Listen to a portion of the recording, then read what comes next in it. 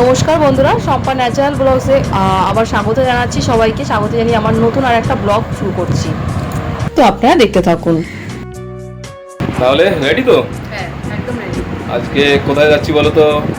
শুধু তুমি বলবে তো? বলবো না, তবে চলো সিক্রেট। তোমার বন্ধুদের বলে দাও যে সেখানে গিয়ে পরিচয় করবো বা সেখানে গিয়ে দেখাবো কোথায় যাচ্ছি। তাহলে চলো, একটা সারপ্রাইজ। সোজা ওইদিকে যাবো। হ্যাঁ, এইদিকেই যাবো। আমরা কোয়ার্টার থেকে বেরিয়ে গেছি, সল্টলেকের রাস্তা থেকে হাঁটছি। শুধু এইটুকুই জানি বাঙুরে যাচ্ছি। রাস্তায় যেতে যেতে আমার বাপের বাড়ির পাশে এক পিসির সাথে দেখা হয়ে গেল।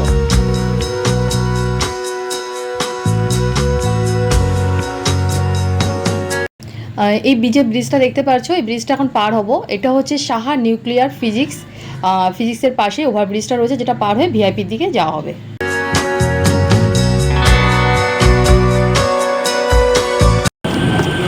এখানে একটা মন্দির রয়েছে না, সুন্দর মন্দির। বা এতদিন তো খেয়াল করিনি।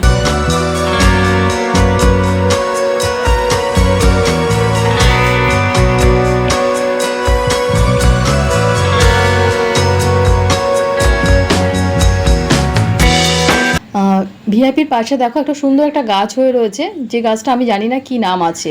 যদি বন্ধুরা তোমরা সবাই জেনে থাকো তাহলে অবশ্যই একটু কমেন্টে জানাতে পারো।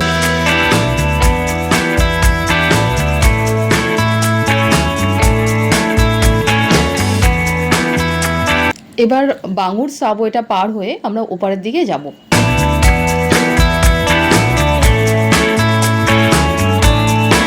এই যে চলে এসেছি বাঙুরে। আমরা বাঙুর ক্রসিংয়ের পাশেই রয়েছে একটা বড় ঠাকুরের মন্দির, দেখতে পাচ্ছ তোমরা।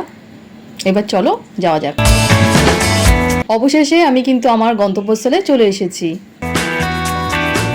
সত্যি আমি এরকম একটা জায়গায় এসে অবাক হয়ে গেছে, খুব ভালোও লাগছে, কারণ এরকম একটা পরিবেশে, মনোরম পরিবেশে কখনোই আমি যাইনি। এটা হচ্ছে একটা বাচিক শিল্পের ওয়ার্কশপ। আমার এরকম একটা জায়গা আসা হচ্ছে প্রথম আমার ওর সাথে, যেহেতু ও ছোটোবেলা থেকেই ওর ভেতরে একটা কালচারাল সাংস্কৃতিক ছিল ভাব, আর এগুলো ও ভালোবাসে। তো ওর হাত ধরেই আমার প্রথম এখানে আসা। তো এসে আমার ভীষণ ভালো লাগছে। এখানে এসে দেখি অসংখ্য মানুষ রয়েছে, যারা সবাই এই কালচারাল সাংস্কৃতিক বিষয় নিয়েই সবাই যুক্ত।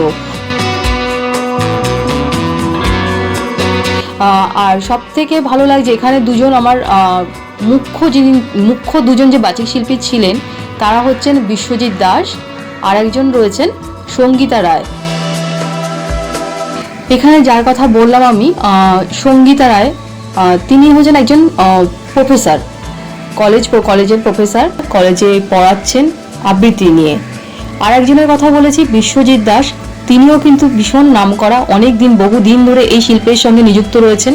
তিনি হয়েছেন একজন সঙ্গীতের সঙ্গে যুক্ত। তো সঙ্গীতের সাথে সাথে কীভাবে আবৃত্তিকেও ব্যবহার করা যায়, সেই বিষয়টা নিয়ে কিন্তু এখানে আলোচনা হয়েছে।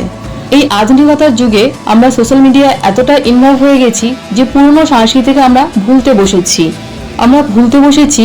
কবিগুরু রবীন্দ্রনাথ ঠাকুর, কাজী নজরুল ইসলাম, সুকুমার রায়, সবাইকে।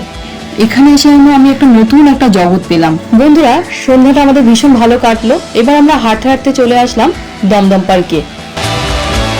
এখানে দেখো কি সুন্দর একটা পার্ক রয়েছে। পার্কের পাশে কিন্তু বসারও জায়গা রয়েছে, যেখানে সবাই তাদের সময় কাটাতে পারে নির্জনে। আর পাশে রয়েছে একটা পুকুর মতন, যেখানে চাষ হচ্ছে পদ্ম, আর তার সাথে রয়েছে একটা সুন্দর ঝর্ণা, সামনে গেলেই দেখতে পাবে।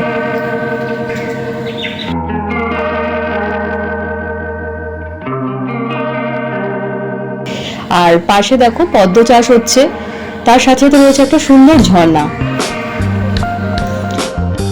চলো, আমরা তো ঘুরে আসলাম দেখলে, আর এখন আমরা যাচ্ছি কেষ্টপুরে। একটা ছোট্ট একটা মেলা হচ্ছে, সেই মেলাতে আমরা ঢুকবো, আর এই সাবওয়ে থেকে আমরা ওপারটা যাবো। অর্থাৎ আমরা এখন দমদম পার্ক যে সাবওয়েটা, সেটা পার হয়ে ওপারে যাব। ঠিক আছে, চলো সামনে এগো।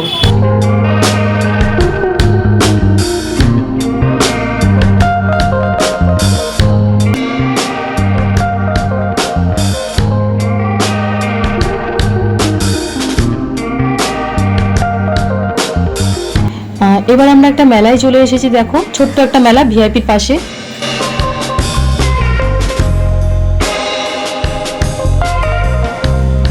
মেলায় আমরা ঢুকে পড়েছি। মেলাটা খুবই ছোট, ভিআইপির পাশে, যেখানে খুব একটা বেশি দোকানপাট নেই।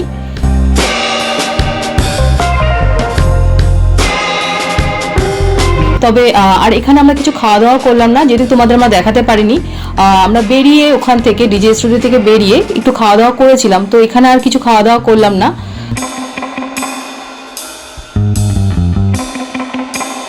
আর মেলায় ঢুকে প্রয়োজনীয় কিছু জিনিসপত্র কিনে আমরা বাড়ির দিকে রওনা করলাম।